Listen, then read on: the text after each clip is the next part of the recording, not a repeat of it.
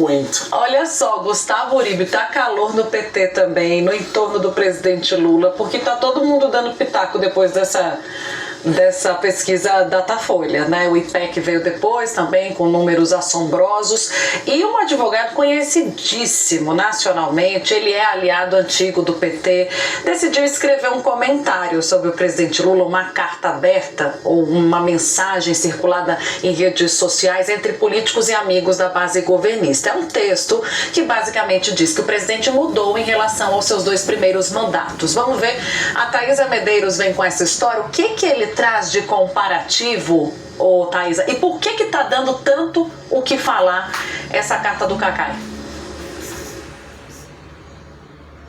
Oi, Tainá. Oi, Uribe. Boa tarde a todos vocês. Essa carta, assinada pelo Antônio Carlos de Almeida Castro, o Cacai, circulou nos grupos que têm membros e aliados da base governista do presidente Lula. Foi feita ontem, no domingo, e ao longo do dia foi bastante comentada. Por quê? Porque ele faz um comparativo entre os 3 mandatos do presidente Lula e diz que nesse 3º mandato Lula é outro. Nós confirmamos com ele, então, com o Antônio Carlos Cacai, a autoria dessa carta. Ele disse que sim, que foi ele que fez, e esse texto aí que traz as críticas construtivas ao governo de Lula. Ele diz, por exemplo, que diversos políticos confidenciam a ele a dificuldade de acessar o presidente, de marcar reuniões, por exemplo, senadores, inclusive da base aliada, que têm dificuldades de acesso ao presidente. Ele atribui essa mudança de comportamento do petista a questões aí políticas, mas também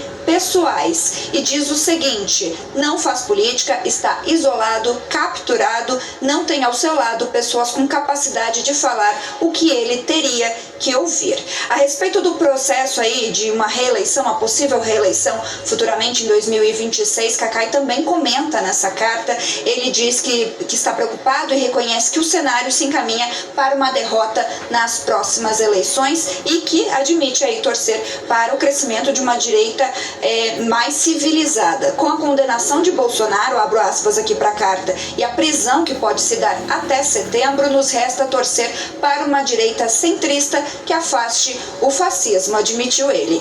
E sobre essa questão da popularidade, a gente sabe que houve essa divulgação do Datafolha na última sexta-feira, que apontou uma queda de 11 pontos percentuais, que significa aí sair de 35% de bom ou ótimo na avaliação dos eleitores para apenas 24%, é o pior desempenho nos 3 mandatos de Lula. Isso acendeu um alerta, é claro, aqui no Palácio do Planalto, e vem repercutindo. E aí depois veio também a pesquisa IPEC, que apontou que 62% das pessoas do eleitorado não apoiam um projeto de reeleição do presidente Lula. E aí Cacai também cita esse dado, ele acendeu um alerta para isso e disse: prestei atenção nesta pesquisa que indica que 62% não querem que Lula seja candidato à reeleição. A pergunta é: quem é o seu sucessor natural? Uma pergunta que a gente já vem trazendo aqui há algum tempo.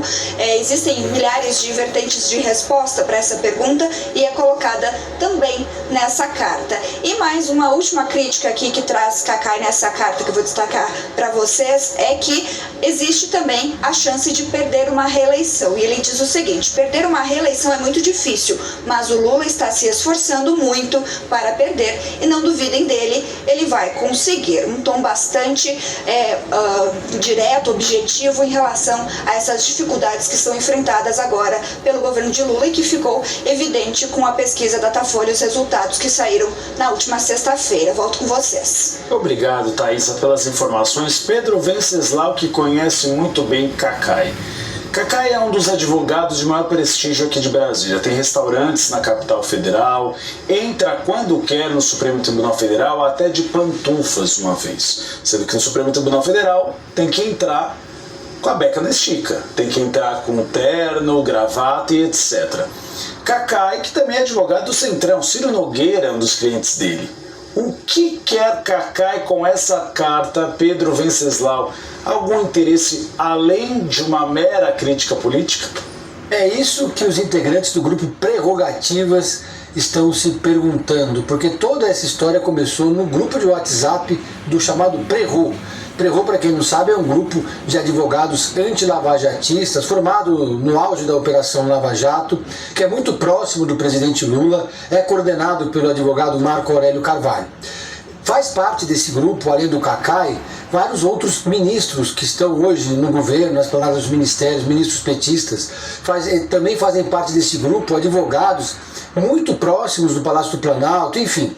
Eu conversei com integrantes do Prerrogativas e eles disseram, claro, reservadamente, porque ninguém quer arrumar ali uma briga, deflagrar uma crise no grupo, que todo mundo ficou sem entender qual foi a intenção do Cacai. Pior, disseram que quando ele colocou essa mensagem no grupo, isso causou constrangimento entre eles e as pessoas ficaram querendo saber exatamente o que Cacai quis dizer, aonde ele queria chegar com isso. Algumas pessoas chegaram a tentar conversar com ele para saber o que motivou ele a escrever essa carta no momento de fragilidade do governo, no momento em que os petistas estão se esforçando para reduzir essa agenda negativa deflagrada depois da pesquisa do Datafolha, que mostrou que Lula vive o seu pior momento. O Cacai não foi localizado, tentei falar com ele hoje mais cedo, ele chegou a responder, disse que responderia mais tarde, mas acabou que depois não tive mais contato com ele. Então é uma pergunta difícil que deixa ali os petistas meio questionando exatamente o que o Cacai quis dizer. O fato é que ele, como você disse, Gustavo, tem uma proximidade com a cúpula do governo, com vários ministros, é alguém que circula muito bem em Brasília, tem uma influência muito grande nesse ambiente político em torno do presidente Lula, e é alguém que é muito escutado também pelos seus pares advogados. E é alguém que sempre fez uma defesa muito enfática do presidente da República, não só entre os advogados, mas também entre os petistas, entre aliados. Tanto é que o presidente Lula chegou a fazer um almoço, depois que foi diplomado presidente da República, no apartamento do Cacai, um almoço que foi organizado pelo Prerrogativas. Então, além de ser alguém muito influente, o Cacai tem trânsito com o próprio presidente da República, né? Bom, vamos seguir acompanhando, está dando o que falar, muita repercussão, e o entorno do presidente Lula também fica um pouco assim ressabiado, né? Quando seus aliados começam a falar publicamente, se sente confortável para fazer essas críticas, Pedro, é sinal inclusive de que são críticas que não chegam no reservado ao presidente Lula, por alguma razão. Obrigada, Pedro. Uribe, vamos falar da base, então. Depois da pesquisa Datafolha, deve haver reação da base aliada para que Lula promova uma ofensiva e acelere a tal reforma ministerial do governo, apesar do silêncio do presidente sobre o tamanho, a extensão e o prazo para essa alteração. Líderes próximos buscam convencer Lula a investir em trocas substanciais, aquelas que vão melhorar o governo, os índices, a relação com o Congresso e fazer andar a agenda econômica de Fernando Haddad. Pelo menos parte do governo defende isso, outra parte é contra essa agenda do ministro da Fazenda, nós sabemos. O governo admite que dificilmente emplacará aquela lista extensa com 25 prioridades, mas sim pretende atuar com o Congresso Nacional pelo que considera urgente para a sobrevivência das contas públicas e do capital político de Lula, como a regulamentação da tributária, feito do governo em parceria com o Congresso Nacional, a limitação dos supersalários, a previdência dos militares, todas essas são matérias que estão no topo dessas prioridades, assim como, é claro, a isenção do imposto de renda para quem recebe até R$5 mil. Por isso, para aliados da base, o sinal de Lula teria que vir de dentro do Palácio do Planalto, com a troca no comando da Secretaria de Relações Institucionais de Alexandre Padilha e a indicação de um nome de centro para a liderança do governo na Câmara dos Deputados. Até agora, Lula não indicou, porém, que vai aceitar um nome alheio ao PT no Palácio do Planalto. Pelo contrário, a troca que deve ocorrer muito em breve atinge a Secretaria-Geral da Presidência de Márcio Macedo, petista, com a entrada da presidente do partido, Gleisi Hoffmann, também, claro, ali da linha de frente do PT. A aposta dos aliados é de que as últimas pesquisas, no entanto, sirvam de alerta ao presidente de que não se pode mais se dar ao luxo de estender muito esse prazo para uma reforma, sob o risco, inclusive, de não encontrar nomes dispostos a compor o governo em dificuldade. O Datafolha, como já mencionado, apontou para o desabamento do índice de aprovação do governo Lula para 24%. A queda de 11 pontos percentuais foi em 2 meses e é inédita. Lula perdeu espaço com o eleitor cativo da esquerda nordestina.